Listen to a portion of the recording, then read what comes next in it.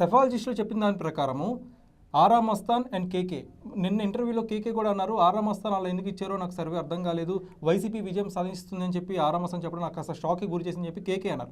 అయితే చాలా మంది కేకేని ట్రోల్ చేశారు, అరే నువ్వు చెప్పింది అంత అబద్ధం అవుతుంది, అంత ట్రాష్ అని చెప్పి కేకేని ట్రోల్ చేశారు. కానీ ఇప్పుడు కేకే సర్వేనే నిజమయ్యే పరిస్థితి ఆంధ్రప్రదేశ్లో కనిపిస్తుంది. దానిపై దాన్ని టేకే కార్తిక్, ఎందుకంటే ఆరాకు ఒక క్రెడిబిలిటీ ఉంది. మనం గతంలో చూసాం తెలంగాణ ఎన్నికల ఫలితాలు కావచ్చు, అంతకుముందు కావచ్చు, ఆరా చేసిన సర్వేలన్నీ నిజమయ్యాయి. ఈ నేపథ్యంలో కేకే అనేది కొత్తగా వచ్చిన సంస్థ.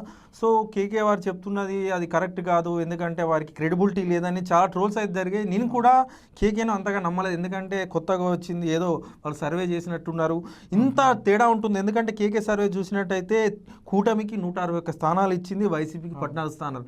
ఇంత డ్రాస్టిక్ అంటే తేడా ఉంటుందని అయితే నేను అనుకోలేదు. సో వీరు ఏదో మామూలుగా ఇచ్చారనుకున్నా, కానీ ఫలితాల ట్రెండ్ చూసినట్టయితే ఇప్పటికే కూటమి అయితే 148 స్థానాల వరకు వెళ్ళింది, ఆధిక్యంలో కొనసాగుతుంది.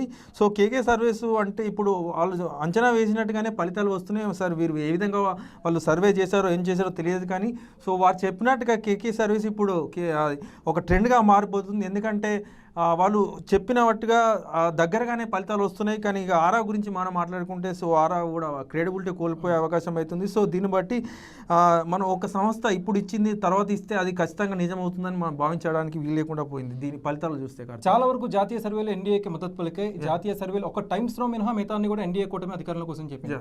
సో టైమ్స్ నో క్రెడిబిలిటీ కూడా ఇప్పుడు దెబ్బతినే అవకాశం ఉంది. At the same time regional service మాకు అనుకూలంగా ఉన్నాయని చెప్పి సజ్జల రామకృష్ణారెడ్డి నేను కామెంట్ చేశారు. ఆ రీజనల్ సర్వీస్ ఎవరంటే ఆరా వీళ్ళు అనమాట. సో ఇప్పుడు రీజనల్ సర్వీస్ కూడా ఈ దెబ్బతో కాస్త క్రెడిబిలిటీ దెబ్బతినే అవకాశం ఉంది. సో ఓవరాల్గా అనాలిసిస్ చేసినట్టయితే జాతీయ సర్వేలు ఏవైతే ఇచ్చారో 70% యాక్యురసీతో జాతీయ సర్వేలే నిజమైన పరిస్థితి ఆంధ్రప్రదేశ్లో కనిపిస్తుంది.